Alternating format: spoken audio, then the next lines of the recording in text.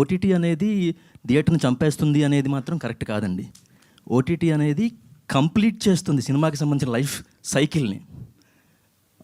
First audio rights, తర్వాత digital rights, తర్వాత satellite rights, తర్వాత థియేట్రికల్ రైట్స్, ఓవర్సీస్ రైట్స్, ఇలా మల్టిపుల్ రైట్స్ ఉంటాయి. Linear rights, non linear rights, overseas rights, ఇలా multiple rights ఉంటాయి. ఆ రైట్స్ అన్నిటి కూడా ఒక 360 degrees సైకిల్ ఏదైతే ఉంటుందో ఆ లైఫ్ సైకిల్ని కంప్లీట్ చేస్తుంది.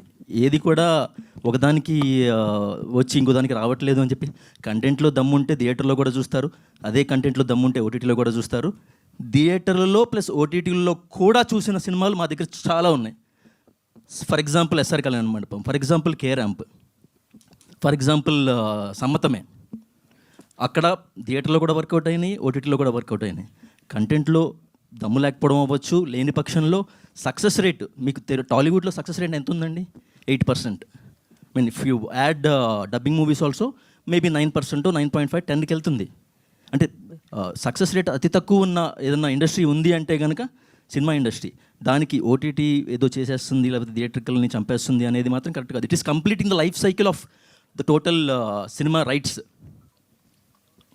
Hope I answered your question.